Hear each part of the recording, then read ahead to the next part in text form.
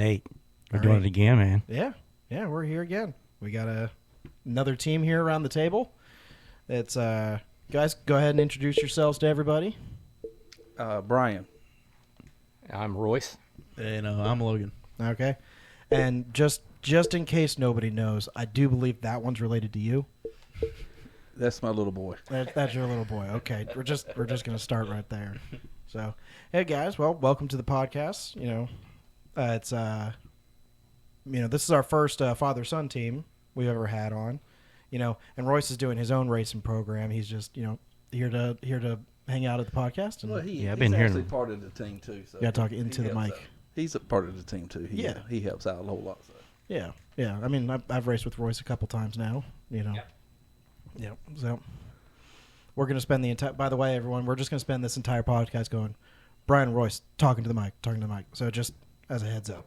And once again, we appreciate everyone's support so far, and even these guys been supporters since the beginning. So Yeah. looking forward to hearing from Team Cali 5-0. Yeah. So let's just dive right into it, guys. How did Team Cali 5-0 come to be? What got you two into racing? I think I had been doing it since I was 16 and loved it, and of course when we had children, had to kind of slow down. And when Logan became old enough to drive and interested in cars, my first thought for him was to get a Mustang or get something quick to be able to run with. So that's what we did. We found him a little red 3-valve Mustang. And, I remember that thing. And last time I was faster than you guys. Bone stock just to make sure he was, going to enjoy it. And took him to the track, and it took, I think, two times to the track, or was it the first time down the track? Yeah, I think it was the first time. It was at Galot. Yep. Mm-hmm. At the Galot. He went down a little bit nervous, but went down at 16 and fell in love with it. Run a 9-1? I think so, yeah. Yeah, run a 9-1. And it scared Mama to death. Me too a little bit, but ever since then, he's enjoyed it. I've enjoyed it, and we've just kind of built from there. So okay, so what was the? Because I remember that red car. What was the decision to go from the red car to what is now, the red car or the white car? So whenever I was like 16 going on 17 years old, and I was still in high school. Oh, sorry. Okay. I was still in high school, so transitioning from 16 to 17, I realized, the more I raced, I was like, hey, there's cars faster than me, and I want to get faster. And I knew the 4.6 3-valve, you couldn't really do much to. I think we tried to throw a cold air intake on it one time. The only thing we did to that car was put a cold air intake on it, and that was it. We took it down to Kinston. I think the fastest we run with it was an 8.8. I think so. Yeah. And then at that point, we realized that that was probably 8.5. Maybe we're going to be all we would get out of that one. And he had already expressed that he really wanted the 5.0, the Coyote Mustang. And at that time, we were just trying to figure out what he really wanted. And so we just started searching. And we ran across the one we have now, California Special. A guy out of Beulahville had it for sale. So we went test drove it and bought it and picked it up that Tuesday. Signed the papers for it and everything. That Thursday, we took it straight to Galot and took him down the track. Tell him what your time was on that first pass. The first time, I think it was a 8.9 or 8.7. It was 8.7. moved into high 8s. And we were like, there's no way this is happening, kind of thing. And spent all this money. We get a Coyote. Going just as fast. Ain't going the same speed. But, of course, we didn't know anything about them at the time. But we did find out, of course, that it needed a tune. So, of course, we had already met Lance at the track. And so that was the first person I had called. I said, hey, this is what we got. He said, well, bring it up here. We'll put a tune on it. Well, this time I'm new with this. So I'm like, I've just spent all this money on this car. I don't want to tear it up. So we just put a tune on it, went right back to the track the next weekend or next Thursday night, And and I didn't tell him that. I said, yeah, it was the school day, right in the middle of school day. Yeah, and, I took he it was up like, there. Yeah, we're going to the track, we're going to Galot. And he had the car all day, and I thought I didn't know. Like I said, this is whenever I didn't know anything about cars. So Yeah. I was just thinking, oh, okay, maybe he just wanted to drive it, And then went to Galot. yeah, went to Galot, put him down the track, and got him lined up to a lady who was driving a Scat Pack, and of course luckily he outrun her. And when he come around, of course, me and his wife were talking at the start line. He was like, "Man, that car left good." And I'm like, "Yeah." I said, "We just bought that car. Ain't done anything to it, It's just." And the line began. And so when he come around, we were all walking together, and the first thing he did was jump out and go, "Oh my gosh, Dad, what did you do?" He said, "It's so much faster." I went, "Nothing, son, nothing at all, nothing at all." But it went a 8.1 from a 8.7 to a 8.1 in 1 week's time. So It's amazing what a little bit of timing will do. yeah, Made you grip that steering wheel just a little tighter. yeah. Oh, yeah, like, I never been something that fast. Well, obviously, I never drag raced before, and going from an 8.7, 8.9 to an 8.1, it was a big jump. I never been something that fast at that time. So I was like, man, like, something was going on, because he didn't tell me. So I was just sitting there blind thinking, okay, well, I'm ready to go. But when it jumped 6.10, so I was like, dang, it was quick. That was the start of it. And of course, we get Mama involved, making sure it's okay, because that's her baby. And next thing we do, we put a little bit of nitrous on it, go a little bit quicker, change a little bit of here, put some tires on it. My only claim really on that car is your first wheelie you ever did was on my tires. Yeah, that is correct. It was. Yeah, and it was one of the you were like, "Hey, I know you got those ET Street art. Can I borrow them for a pass?" And of course, now of course that's ridiculous. We don't borrow each other's stuff. Yeah. But like back then, I was like, "Oh yeah, sure." I'm not using them right now. And I sent Logan out there, and he does a John Force burnout on these things going all the way out there. I was like, man, it must be nice to drive on used tires, free borrowed tires. You're welcome. Yeah, yeah. He broke them in right for you. He showed you how to get it done. They'd already broken my axle by that point, my first axle. Well, that's the reason he come to you in the first place. You say he's definitely hooking. Yeah. It broke 2 axles. Was the first one we brought you home at 3:00 in the morning, right? Yeah. So that first axle I broke was at Galot, and Brian actually helped get me back home because I'd driven the car to the track. It was a street car, which we'll get into your guys' definition of a street car later on. We argued that a long time, haven't we? But his brother Chris had a hookup on a trailer, right? Because they drove there as well, right? But Chris decided that we weren't going to go get the trailer until all the racing at Galot was done. So we didn't go to get the trailer till 11:30 at night, and we didn't get the car back here until 1. Well, yeah. Yeah, it was 1-ish, and then you had to drive home. Yeah, I drove home at 3:30. Yeah. He was asleep by the time we went and go get the trailer. Yeah, I'm not sure where I was at this time, but you drove home. No, you had to drive home. You had to go to school the next day. So you probably had school the next day. Yeah, that's right. Yeah, I remember that. And watching you drive away, I was like, Matter of fact, I still have that picture of his first little wheelie. And of course, we're talking wheelie. I mean, we're talking, 3-6 inches off the ground. I remember how excited we were too. We were like, "Dang, you pulled the tire!" We'll and what did pull we the go? tire. 7.9 or something like that. well, I don't know what we ran. but also like you guys were lucky because the guy was at the track taking the pictures and you got like framed and everything. Oh, that's right? what I'm saying. I still have that on the wall. He still has it in his room. Absolutely. Yeah. Yeah. So, we've all been racing together for so long. Like, there's so many things. I'm like, do I want to talk about that? Do I not want to talk about Well, that? that's what I say. We've got a long list of stories from like I said, from the time he went from 8.7 all the way to where, running a 6.0 now. So it's. So do you want to either one of you explain why the car has been affectionately nicknamed Personal Best? That is someone else's name of the car. The car is officially Cali 5.0. Just because of the fact that we sit there when we first bought it, he has his little Instagram, and we were just trying to figure out a name, for his Instagram, and so I think Angie Mama come up with it, didn't she? I'm not sure, but you were telling me because, like I said, I was still in high school, so I didn't I see all of his car pages and all this stuff, and I was like, man, like I don't want to do all that, it's just a car kind of thing. And then he was like, you need to make a car page, and I was like, well, I'm not sure what to name it. But then I'm not sure who came up with it, but we came up with the Cali because of California Special. Yeah, and so- then I always see 5-0 on like car pages and stuff. Yeah. So it's kind of like, well, I'll just put Cali 5-0, and ever since then it just kind of stuck. I didn't really change it or anything. And some other people seem to think that it goes a personal best, after each pass.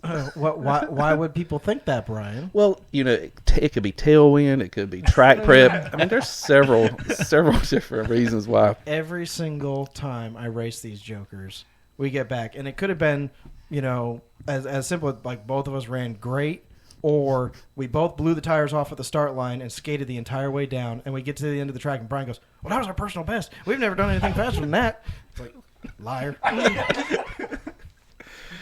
Well, sometimes it was the personal best. But, okay, personal best is anything tenths, hundreds, thousands. It could be the 60-foot personal best. It could be the best burnout. That's the best personal burnout best. Reaction time. Reaction It could have been time, anything. Yeah. Yeah. You never know. Yeah. So, what about you, Royce? Let's get a little bit of your story.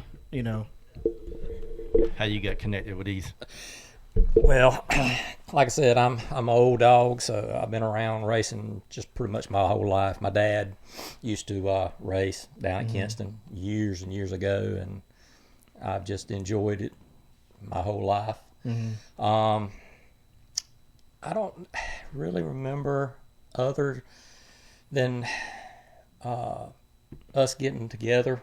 We are family. By his wife and my wife are cousins. Okay. And we just got together and found out Logan was racing and decided I'd go and support him and try to help out what I could do, and then I kind of got the bug, Yeah, it happens. Yeah, it does. I mean, it's just it's fun. I tell you, it's really fun. I've enjoyed it. I've enjoyed being on the team. I've learned a lot listening to different people. The superiority of the Coyote motor over everything else. Well, this is true. And so, my wife and I, we have a Chevy SS 4-door sedan. Beautiful car. Thank you. And I had this brain idea here. Let's do a little work to this thing. Let's put a supercharger on it. Just see, for a full weight car, it did really well, but it didn't take long to realize It wasn't fast enough. it was too heavy and not enough horsepower. And I did not want to strip the car down. I didn't want to strip it down because it's too nice of a car. So, There's a fine line with that. I mean, you got to have a love for the car versus the love for the sport. right. And you have to say, well, what do I want to invest in this? Because taken away from a masterpiece to Well, that's the thing about the SS. Like, they didn't make a lot of Chevy SSs. Yeah, it was 2014 to 17. Yeah. So it was just a short window there. It's one thing when you cut up a perfectly fine Mustang because there's literally millions of them. Yeah. So, but anyway, we've branched out. Went and got me a 03 GT Mustang.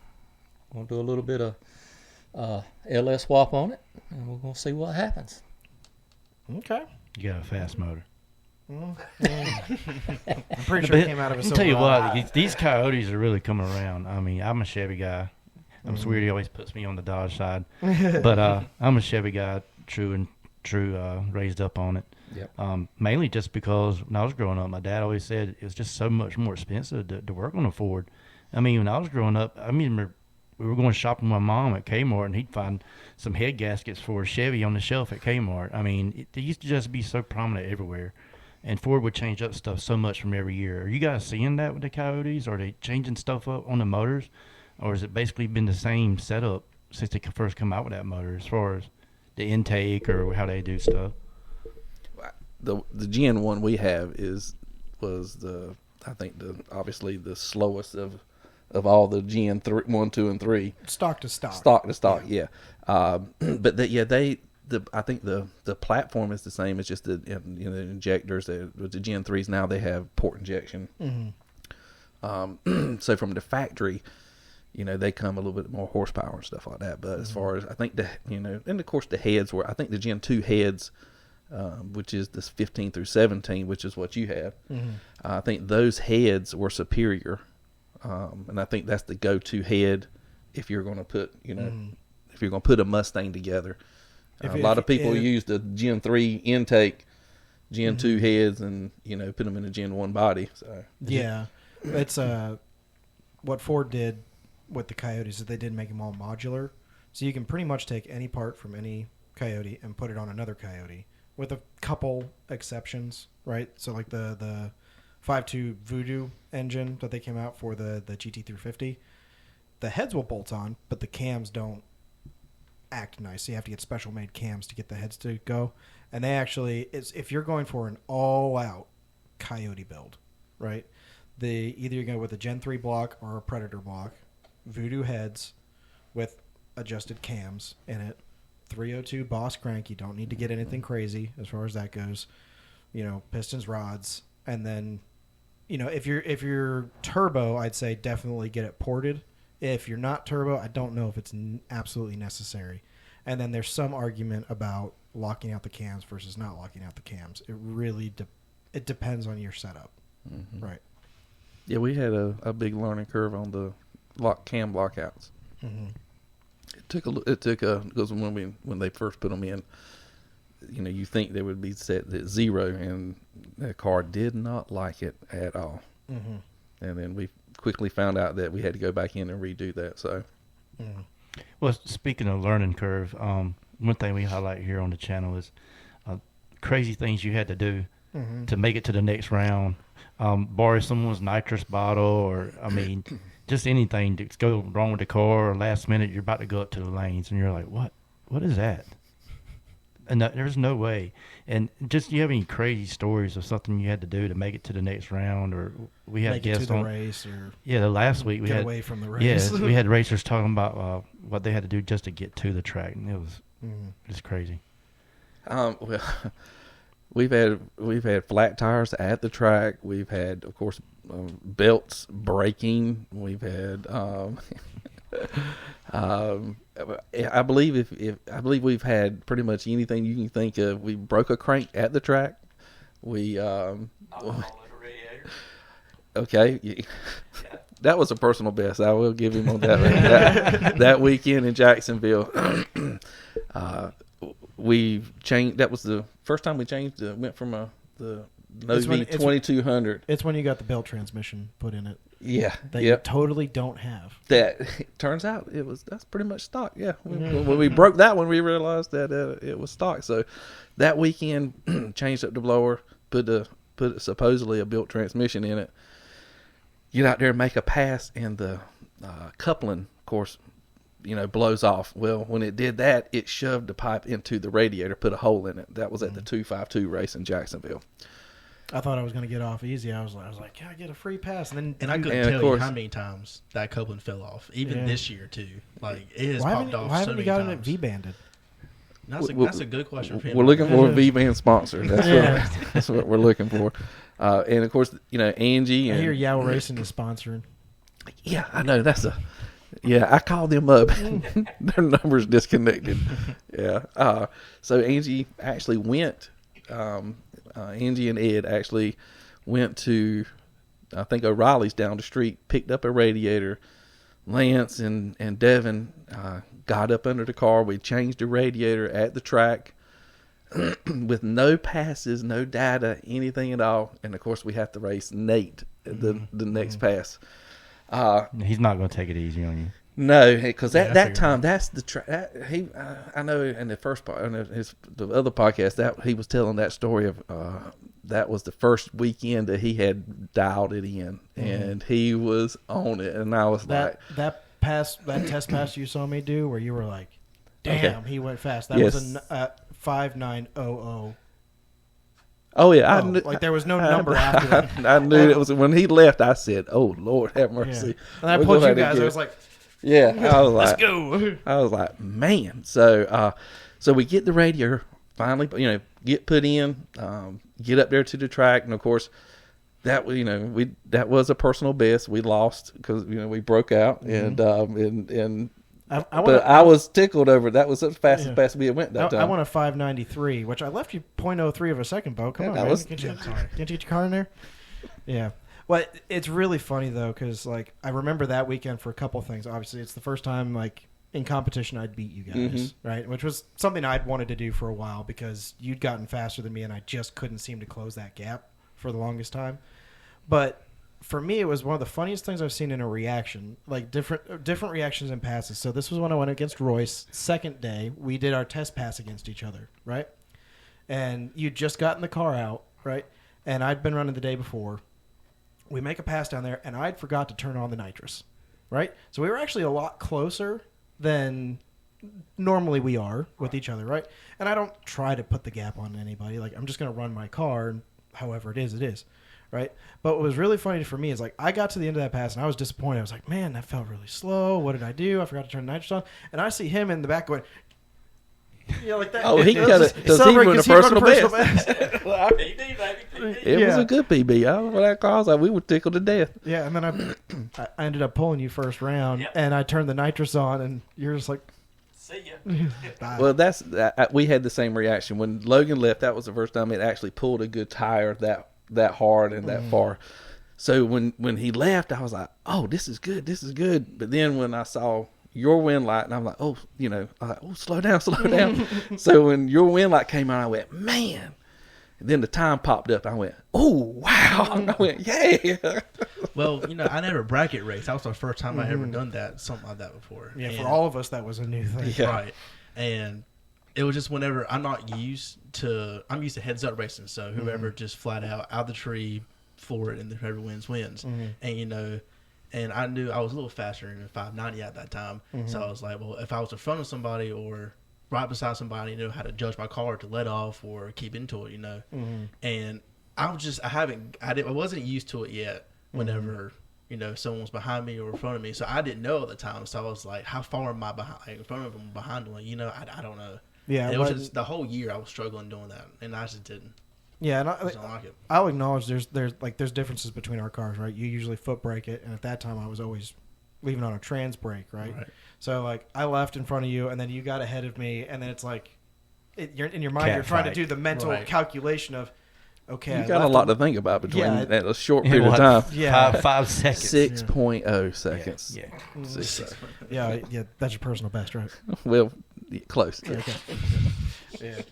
Off the mic. Yeah.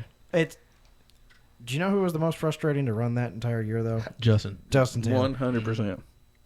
My pass at Galat against him, first of all, I didn't want to pull him because he was just so deadly consistent. But our reaction times were within 0.015 of a second, and he beat me by 0.015 of a second. That's crazy. We had the exact same time going through the traps. Was that at 595.7? No, at Outer Bank? No, that was at Galat. That was at Galat, the King race at Galat. But you were dead. Y'all run the same number at Hertford, didn't you? Yeah, I'd run a couple 590s there. Like, when I ran, you ran him, I thought that was. Yeah, whenever his car took off at Hertford, I was like, yeah, when I ran Wayne, I did let off. I thought he had him. I thought it was just different. Yeah, when I ran Wayne and he did that huge wheelie, I did let off a little early, and I think I ran like a 6.0. So I was glad I let off because if I'd stayed in it, I probably would have broken out. And then Al, I ran him, and he spun hard on the start line. So again, I let off. I ran Cameron, and it had actually gotten colder. And what was funny for us is when it gets colder, the car actually did worse. It wouldn't do better. Last year, like 2022, we don't know. We would lose a tenth somewhere just in traction or something, right? And so I stayed on it against him because, of course, he pulls those huge wheelies and then stays out in front of you. And he'd already raced me 3 times, I think, that year. So he knew as long as he left that much in front of the car, he'd beat me, right? And he left that much and he broke out because I ran a 5.903. Wow. Dang. Yeah, which... Hey, she was consistent all year. She was, and very consistent. And then I ran Justin in the finals, and he beat me by 0.02 or something. I was like, I don't understand how he does that. Like, yeah, I don't get it either. And he makes it look easy. I mean, he gets out there and he'll pedal it. Yeah, it's because everyone's looking at the car. It's just a pretty car. Yeah, it is a pretty. Yeah, I know. You take about 1 million pictures of it, don't you, Ernie? No, never. He used to. When he goes on the track, everyone's like, "Oh, he won. Oh, yeah, that's one." It's just a pretty Camaro. If you guys ever get a chance to check it out. Yeah, yeah. It is funny though, because like you pick up little rivalries and stuff, and I don't know if we really consider ourselves rivals as much as we just race each other a lot, you know. But it is just like, you know, I pick up a little bit of speed, and you guys are like, "Oh, I got to go faster," because Nate picked up a little bit, and then you guys go a little bit faster. And I'm like, "Oh, screw those guys! I've got to go fast," you know. And all of us progressively just get a bit faster, just because we don't like losing to our buddies. We have, I think we've got the same person that we kind of followed. To I think everybody has that one person that you know. Okay, I want to get as quick as they are. I want I want to try to do so. It's all the way down the line. Everybody has a person that they want to you know. The issue is once you get to a certain level, though, you start looking at the safety aspect, and the cost of the safety aspect costs just as much as the performance, and that's where you really have to start saying, okay, where are we going to be racing at? That's something Nate touched on before, and I know you guys are big on safety. Is there things that you guys do in your program particularly? Well, you know, obviously this past year the car got a little bit quicker, and so you know, obviously Hans devices, the full suit, you know, now we put the parachute on it for safety. A lot of people thought that was just because of, you know, it was going so fast. No, it was just more of, hey, if something should happen. You know, I'd love for them to be able to, you know, just for safety purposes. I don't think enough guys utilize that, especially in testing. I think, you know, you can't wait. It's almost like having a fire extinguisher. You can't wait. I mean, sometimes you actually got to practice with those things. So I push a lot of guys to actually pull that chute. It's just getting the motion. It's just getting used to that movement. He got caught on the back end of Hertford, the Outer Banks. Not Outer Banks, Hertford. Yeah, Hertford's pretty short. It was very short, especially if you're winning. And there's a bump at the back end, and so he pulled it there, and that kind of helped, you know. So it's definitely worth putting one on there if anybody don't have one. There's a couple times there coming down to Hertford. I'm sure you're like, am I going to make the turn? Am I going to make the turn? I got to make the turn. You know, it's sketchy out there. One time, like I said, hit that bump, and I got a little sideways a little bit, and I was like, oh crap. And then I was like, they kept me straight, and I was like, oh, thank God, you know. But like I said, everybody thinks it's, you know, oh, because he's fast. Like, no, it's because of safety reasons. That's the only reason why I have it on there. Well, you never know, brake failure. It's absolutely man-made parts. Anything could go wrong anytime. We're grateful every time any of us go to an event and everyone goes home safe. Absolutely. Yeah, absolutely. So have you stepped up any this year? Are you stepping up some for next year? Doing any different changes to the car as far as safety or Don't performance? Don't look at me. I'm out this year. Is there stuff when you got to? I'm giving you guys a year off. We're trying to get some tires and some rims put on. I'm not selling you tires for free. That's right. I mean, I think we're the only ones that run the Vortec Equate brand blower, and so, you know, we're people pick on us because of that, but that's what we're running this year. We're going to stay with that. Just trying to max it out, see how we can do with that setup. Oh yeah, we finally got, you know, front shocks this year. We were on stock shocks for the whole, you know. Yeah, they make a big difference. They make a really big difference. Still trying to learn it though. You know, ever since you change something that major, at least suspension wise, you do gotta learn it. But that's like I said, we've been on stock shocks for the whole time. Like we never changed any front suspension. Yeah. But other than that, so we put that on and we took it out 2 weeks ago to South Carolina. And it is an expensive learning curve. We actually cut a tire because it was violent when it hit second. So we learned, you know, we had to get some, you know, used tires out there because that was the very first pass at 11 o'clock. We had drove three and a half hours to get to. So we put some. That's another thing. You know, you get some teammates and friends, and the racing community as a whole are very friendly. Jump in and help. We had probably 7 or 8 guys helping us take tires off, put, you know, some used tires on, just to keep us to be able to stay there and to make some more test passes and stuff like that. So we did that and took two or three more passes to try to really, before we even go down the track. I was like, I'm gonna take these off and put my stock ones back on. This is, you know, crazy, but we're still in the testing part, but so far it's helped out. When that last pass, it seemed to have a decent 60 foot, so it works. Yeah, I had to do it because I'm sure you guys remember my car would porpoise going down the track, and that was so frustrating. Also helped getting rid of the freaking MT82. You've had some trouble with that. At Jacksonville, it smoked the clutch. We had to follow you home. Yeah. Yeah. I'm not going racing. I'm not going. I'll make one pass, and then of course I line up next to you guys, so of course I'm not going to not send the car, And I thought I was baby stepping off of that clutch, and it just went zing and went away, and I just watched you go. It got to the point where I was telling Logan, I said, I just hate to line up beside Nate because something's going to break, something's going to happen, either axle or clutch. It was always something. I felt like every time for the longest time, it was always something. I was You're like, it's either me or him. Yeah, I'm like not talking about winning. Yeah. Yeah. Unfortunately, most of it was me. Yeah, but I felt so bad. I was like, I hate doing it. I even told him, I was like, do we have to at some point? Because it was always if he didn't break or we spun or we broke. It was never a clean pass for like a while. Like one of those two. I honestly don't think we really got a clean pass against each other until that race at Jacksonville. You know, because we'd raced each other once earlier in the year, and I sat on the trans brake for it felt like 10 years in the car. You have. That's not just our race. As every race, it seemed like that transmission, whoever you got it from, you need to go ahead and give him an extra tip because that transmission Go ahead and plug him. was amazing. So I can't plug him because he's not on any social media anywhere. His name is Ronnie Johnson. He's this old guy. He used to run RJ's transmissions back in the day. He retired. He does not like people at all. He's like, I'm done with this. He wants to be an artist more than anything else. But I got hooked up with him from an old friend. He's like, go to this guy. Just tell him what you want. Bug him long enough. And he'll fix your transmission, and it will never ever break again. I was like, okay. Well, we have found a new transmission guy because the one that we had been using, we were not that happy with. Mm-hmm. So it seemed like now that's another thing. What the bugs we're working out here. So I know what you're saying. If you find you a good transmission guy, he's going to be on my Christmas card list. You kind of want to keep him to yourself. Yeah, I'm going to tell everybody this guy here. He is so far.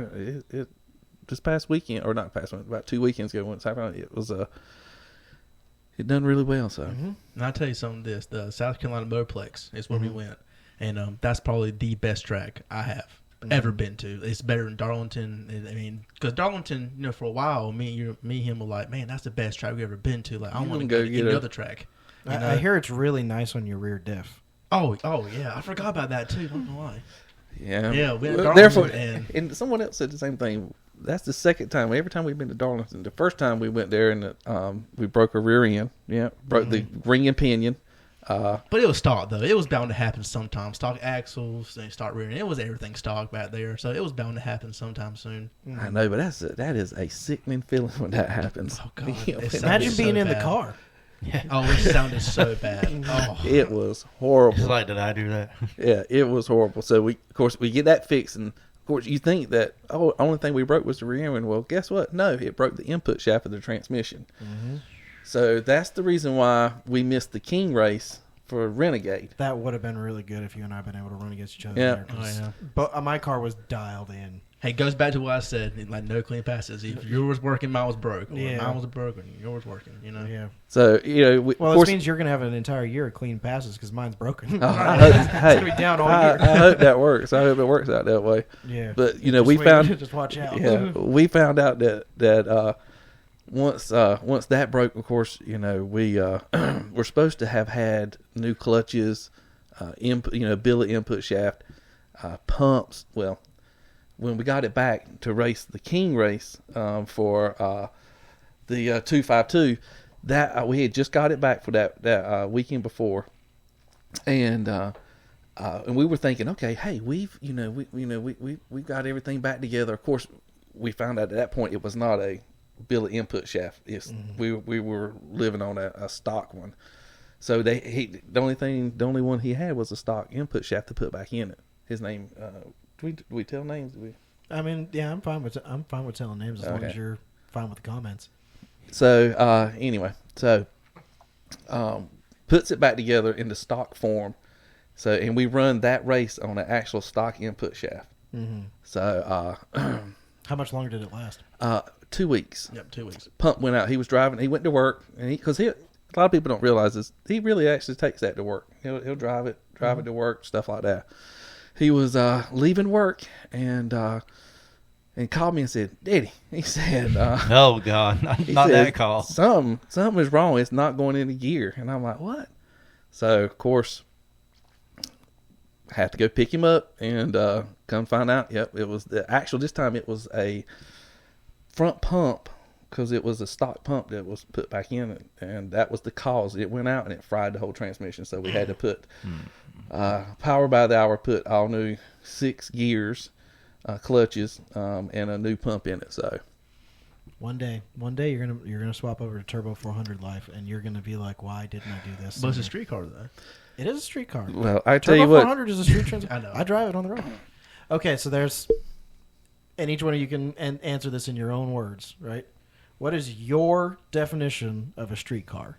Okay, street car or a daily driver? 'Cause Street car. Apparently, there's 2 differences, which I still haven't. the daily figured out driver yet. I is don't know. gone. To- You can yeah, throw to- that out to the you, window. There's no definition what is the anymore of a definition of daily street car? driver.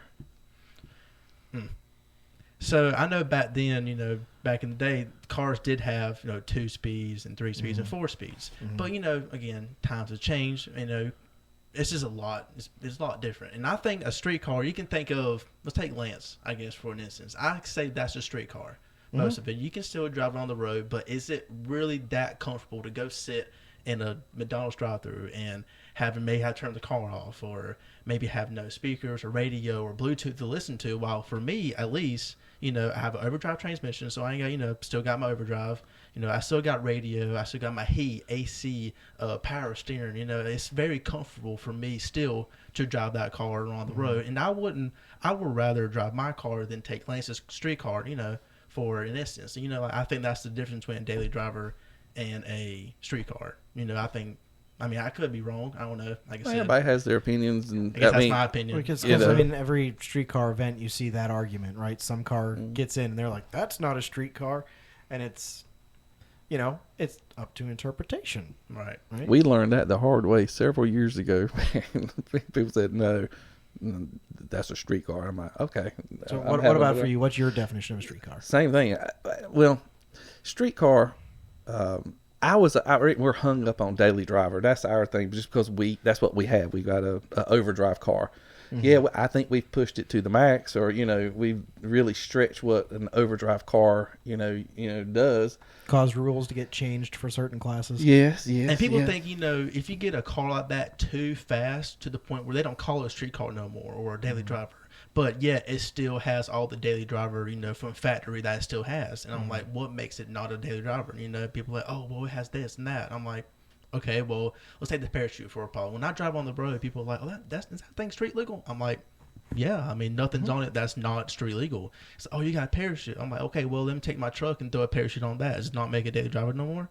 You know what I'm saying? Like, it doesn't make any sense sometimes. Yeah, it's just everybody has I reckon whatever their car is and what they want to do with it. Yeah, I was saying it to some of our guests we were having on earlier. Was most people say the definition of a street car is whatever their car currently is, and anything just beyond that is not a street car. That's a race car. That's right. Right. What about you, Royce? What? I'm the same. I'm right there with what y'all are talking about. I think that a street car should have everything in it that comes from the factory. Not so much about the air conditioning. I can, that's something that you can live with or without. But heat, all that stuff, I think it needs to be in the car if you're going to do a street or a daily driver. Yeah, and a daily overdrive driver. transmission, the whole 9 yards. So, yeah. Okay. Yeah, it was the only reason I really went Turbo 400 on mine. Honestly, it was cheaper than going to an overdrive transmission. Oh, yeah. Because for my car, I would have had to change my entire wiring harness, the ECU, and everything, and then still have to buy an overdrive transmission. Whereas like the Turbo 400s for the S550s and stuff, you tell the car that it's a manual, you tell the ECU that it's a manual, which my car already was, and you stick it in, and that's it. Wow. Yep. Well, it seems like we do everything the hard way anyway, so or twice, Yeah, 2 or 3 times. two or three times. Oh, we've done many things over and over again. I know. I can't tell you how many times that transmission came out of my car. And here's the problem with that: the cars, even from the factory, are getting faster, and I think that has a lot to play with. Of what everybody calls the definition. Where the definition blurs at, because you can do with the Mustangs, you can actually do 1 or 2 things to them and go, pretty fast with it. Yeah, it's not like you've got to change. We still got the same block. It's a 14 block. Our only thing we have is rods and pistons. We broke a crank, so we had to put the crank in. But matter of fact, it's the same rods we've had in it for 3 years when we first put them. So just doing minor things and putting a blower on it. The Coyote platform, I think, has just a blower. Well, I mean, yeah. Okay, everybody knows the Logan rule. Oh, the Logan rule. We ain't talking about that. Yeah, that's what I was talking And about nitrous. earlier. We ain't talking about that. Yeah. Well, but to be fair, last year we got the Nate rule, which is the no trans brake rule. Exactly. Well, that's because you were deadly on the tree, everybody. Yeah, I know. You were killing everybody. I needed on the tree. 2/10 on everybody else. Well, go back to what he was saying, like, cars are now getting a lot faster. Mm-hmm. You can put a tune on it, go 8.1, and then we throw a little SS tire on it like yours and go 8.0s every time. Just a tune and a tire, it drops 7.10s. And that's insane. For 2014, now the Coyote, the Gen 3s, you can put the same thing, a tune and a tire on it, and it'll run. It'll run a 7.0, probably even some 6.8s. With just then snap an axle. Yeah. That's something I'm noticing a lot of new manufactured cars. I mean, the dealers and the manufacturers are just leaving so much on the table. I mean, a simple tune, you can almost add a second to a lot of these V8 cars that are coming out nowadays. And I think they're doing that a lot of times in comparison to the electric cars that are coming out. They want to leave room for that performance enhancement on it in a very cheap way. I mean, they can basically change the tune on it and turn some of the cars into a SS car if they want to, without really doing anything to it. Change the tire package and the tune, and it's basically an SS. But I mean, I've really been impressed with what's going on with the Coyotes here lately. What's the guy with the green car that just ran a couple weeks ago? Brett LaSalle. He's got snot rocket. Yeah, that's a fast car. He is setting a bar for everyone with a Coyote right now. He was out there at Streetcar Takeover this year, and I felt so bad for what's his name? The guy who helps us at the track all the time. He got the award at the Dorenzo. Dorenzo. I felt so. He pulled him first round. Oh, wow. And I was like, I'm sorry, Dorenzo, you're about to Be get washed. annihilated. And he did. Now, was this at Charlotte? That was at Charlotte. Yeah. Yeah, I was there. I was there with my friends, and I saw you there. Yeah. It was a good time. Yeah. That was our first time actually at Z-Max, and I was FaceTiming him actually for probably half the day, and I was like, look at this track. Mm-hmm. Like, it is insane. That's my first time running there. I would say from like what we normally do, because like most 252 events, we have to admit the prep is actually pretty good, right? Yes. Z-Max, the prep is not as good, so you got to take a little bit out of the 60-foot.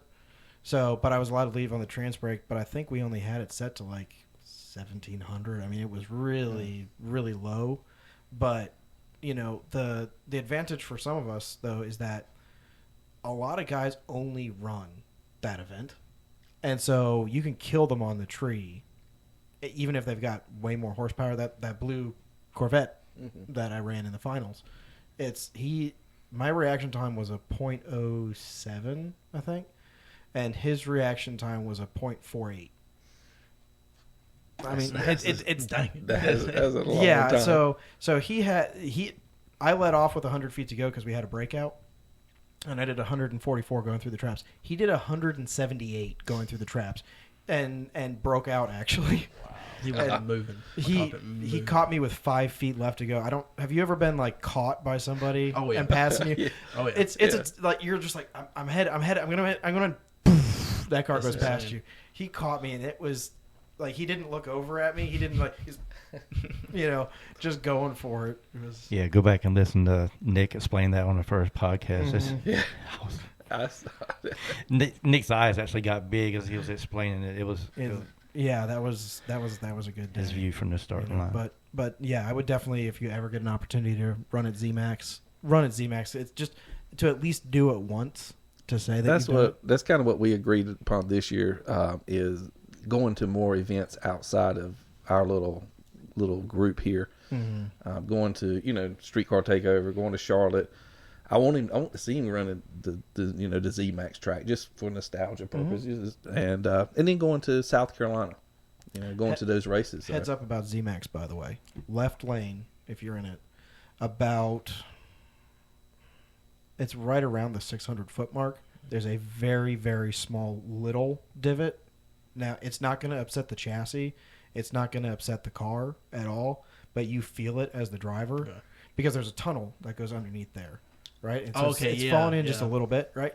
So if you watch, sometimes you'll see guys get on the brakes at like the 650-foot mark because they thought that something happened to the car. Nothing happened to the car. You're perfectly fine.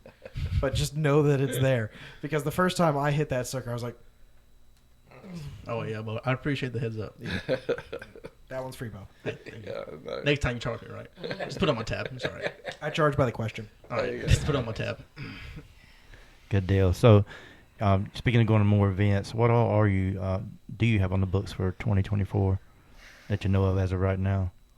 Well, obviously we're going to do the Renegade and the 252, which now we don't have two races. We're able to go to it, the David's race. So, I heard he's got to open the chicken run on the anything. I mean, Okay. that's a Anything on gamble, but 28. why? Yeah. Okay. that's a gamble, but Yeah. Drive all the way out there to OBX, get knocked out first round? Yeah, run. I Run don't know what Doc that's Holiday or somebody. A low 4-second car. Yeah. But no, we're going to do a lot of the.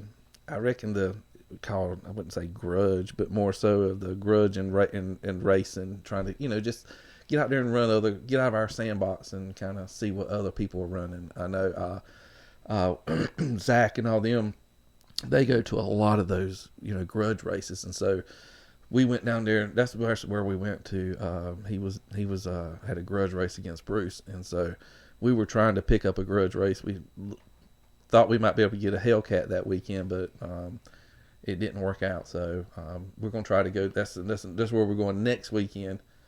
Is the Jacksonville? They've got a little event there. So then after that, they've got some in Aiken, South Carolina, the following weekend. We're going to try to go to that too. So good deal.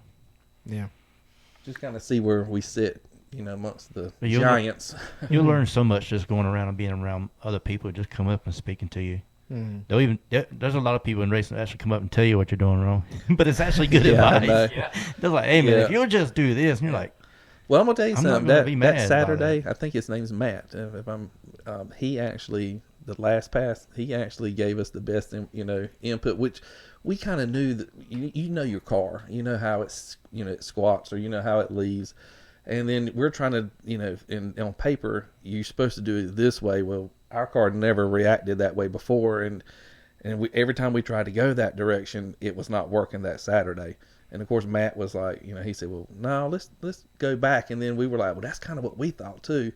So, and then it turned out it worked. So, yeah, that kind of touches on what you were saying last week. You know your car, you know how it leaves, you know how it's set up. So, even though it's supposed to do it this way, sometimes you kind of have to adjust. Yeah. Yeah. Well, That's what we did. I mean, speaking of front suspension, when I got the car back from all the work I had done during the summer, for some reason, somewhere along the line, somebody touched the front suspension, and she just started blowing the tires off every single time.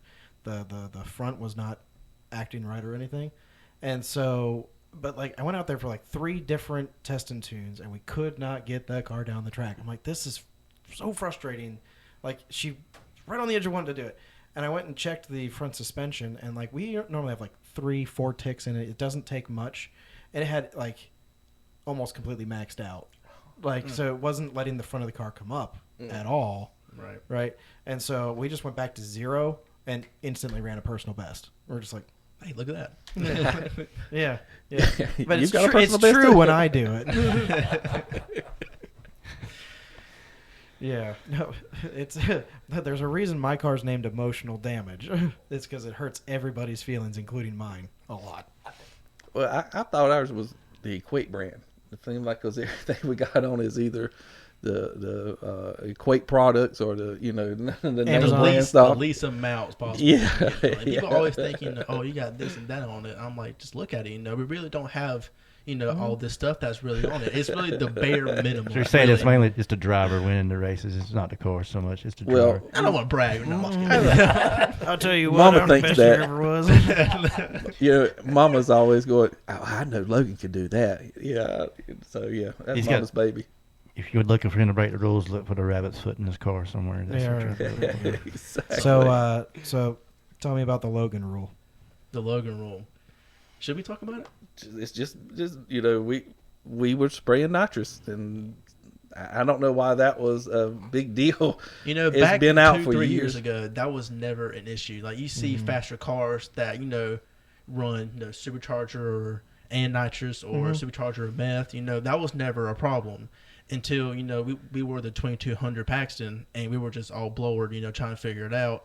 And before that, we were nitrous. So we were like, hey, why don't we just leave the nitrous on it?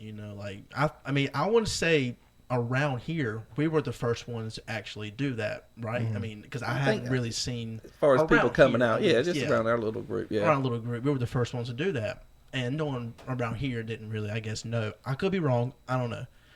But started doing that and then started winning more races, going out more. And people were like finding out, okay, he's spraying nitrous as well. So now we're going to take it to a 1 power outer class. Like 2 years ago, 3 years ago, you never really heard of 1 power outer class. It was just a street car class or a daily driver class. There was never a rule. They never stepped the engine rule. It's kind of more like the transmission or tire or, whatever, or weight or whatever. But Is a twin turbo car a dual power adder? don't ask me. Don't. No, I'm asking you guys. Because there's different everybody opinions on it. I think I'm the only one in the world that said back then that it was a 2 power adder.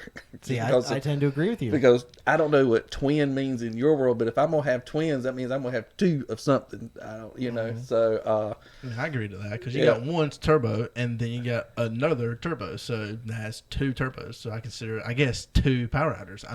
Maybe. But of course, even some of our friends are like, Brian, that's stupid. I'm like, okay, no problem. So, but If it's below whatever turbo size you have, then it's not. yeah. And the problem with that is, and I hate to say this, but a turbo car is going to outrun us. We could put meth, water, nitrous. We could put whatever we want to on it. Those turbo cars are going to still outrun us. And so I don't know, why that's such a big deal that we're running 2 of them. It tells you how slow we are on just below. We've got to have nitrous. I've heard it referred to as the lead weight trophy. It's basically if a certain combination starts to dominate a class, right, then that combination is going to get weight. Right? That's what happened this year, right? So dual power adder cars in the 252 events have to weigh 4,000 pounds. Plus, if you're on a trans brake, it's another 100 pounds. And If you you're have on a Coyote if you have a motor Coyote, or- it's another another 100 pounds. So that's 4,200 pounds just to start. 4,200 pounds right off of that. You could do foot brake, but if you're not doing the trans brake, you're giving up a tenth, 2 tenths to another driver. So, you got to use it. So, But a big block booster car can weigh 3,600 or 3,700. But They a factory Gen 1 motor had to weigh extra 100 pounds. Yeah, so I got the Nate rule, which was the no trans brakes last year, to slow me down a little bit, and now you guys have gotten the Logan rule, and it's still currently there. Right, it hasn't changed. It's still nice. 1 powered outer classes out there. So yeah, we're trying to. That was one of the races we were trying to go to in South Carolina. That it was a step that 1 power adder. So I don't know if we're going to be able to go to that one. So we're going to try. We're going to see. Our car is just not set up that way. We have to have. We need it just. And then we just needed to get out the hole. So Yeah, or one of my favorite Brianisms ever. Right? We were down at Fayetteville. It was the first time you guys saw the Turbo 400 in the car, actually, I think. And it was a single power adder race. You had to have working AC, windows, and a single power adder. And you guys, of course, show up with a blower and nitrous. And when the rules guys came to find you, what did you say? well, in our defense, we do use it for cooling. It is for cooling purposes. Yeah. But in that same race, you didn't just say it was for cooling purposes. You said it's for cooling purposes only. Well, You it is. specified. That's right. Like, there's Yeah. no power added by this at all. It's just for cooling purposes. Now, to get this in perspective, when we went to that race, we had to race not because we didn't draw him, but the boost doctor was in that class with his car. So you were worried about our little overdrive car, but yet. And he doesn't have AC on his car. He has that's a ethanol car. I mean M1. M1. So he don't even have water in the block. They were worried about our little. I just thought it was funny. So There was a Mustang in there as well. Twin turbo Mustang. turbo Mustang. And there was a GTR. That Right. was So awesome. like, and we were the most worrying problem there. I'm like, you got Yeah. cars out there that can outrun the dog crap at me at that time. Yeah. But then you're worried about me. I'm like, you got bigger fish in the pond to worry about. Yeah. Yeah, I didn't even know who Boost Doctor was. And so when I told you guys I'd pulled Boost Doctor, you guys were all like, well, sorry. Well, guess you're what out this time's round. dinner gonna be ready at your house? You're not gonna be late. It's okay. It was second round. I didn't go out first round, so that's Yeah. all that matters to me. That's right. Well, ours is for cooling. We don't. It's dry, so that's cooling purposes. Okay. It's not a direct shot in the motor at all. Like Yeah. it's still In the tar cooler. spot. It's, Yeah. it's So in was the cooler. mine. So was mine. Yeah, well, then we're in the same boat. We got Yeah. cooling purposes. Yeah. Car runs hot. Sorry. Yeah. Yeah. Well, guys, this has been a whole lot of fun. We're coming up kind of on our time here, and where can everybody follow you guys at? I got an Instagram page, Cali50. You can follow me there and Facebook. Unfortunately, I don't have a YouTube, so Instagram and Facebook is where I'm at on the screen too. Cali50, and you'll see me. That's right. And is there anyone else on your team or that helps with your team that you want to shout Well, out? Or? yeah. First of all, Angie, my wife, his mom, is we are truly blessed with her. She is 100% on board. She gets nervous with her baby, but she goes above and beyond. I think you've been at the track. She cooks. She yeah. cooks. She's always giving me a hug every time she sees me. Cooks, babysits. She does it all. And then of course, my mom and dad this year have really, we call them Mooman G Daddy. They've really stepped up this year. They've helped out a lot. Matter of fact, he helped out with the trans this last time. I've He's only helped gotten with, your dad pissed off at me one time each year. yeah.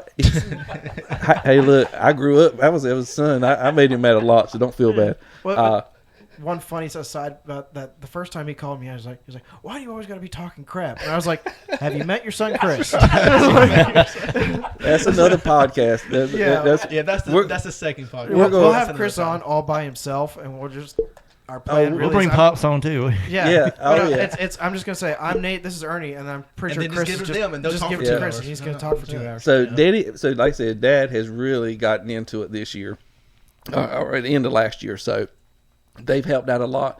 Of course, we got Royce, who is at every race, checking the track, checking the tires, checking ice, everything. So honestly, all I do really is I just hook him into the car, and that's about it. Line him up and try to take a video when I You're can. the cheer squad. Yeah. I see you He up on tries the to take a video. How many videos have you got with his finger over? the I camera? know, and Not often because he Hold doesn't this. record sometimes. He's taking pictures. Yeah, something like that. Royce, where can they follow you at? Well, I've got a Instagram, 4-door fun. Not a lot on it right now, but yeah, that's where you can reach me at. I'm hoping you're going to be posting a whole lot more as this new car comes out. I'm really looking forward to it, and I think we'll just have to see what happens. Yeah. I think it's Have going you to be. named it yet, or Well, yeah, we've already named it. It's going to be called Little Nasty. Little Nasty. There we go. Yeah, she's going to be a soul snatcher. There you go. There you go. Well, guys, this has been a whole lot of fun. Again, I'm Nate. You can follow me at The Fast Plumber on my Instagram and my YouTube. And I'm Ernie for 10-5 Life. Check us out. Facebook, YouTube. Yep. Little bit of And everything. don't forget to hit the subscribe button, like, share it with your friends. You know, and I believe it is required that if you are on the podcast, you do need to be subscribed to the YouTube channel. So, you know, get on it. First, And definitely, we want to first hear episode. your version of what a streetcar is. Yes. Put it down in the comments. Let the fun begin. All right, guys, this was fun. Hey, I appreciate it. Thank you. Thank you, guys. Thanks for coming out.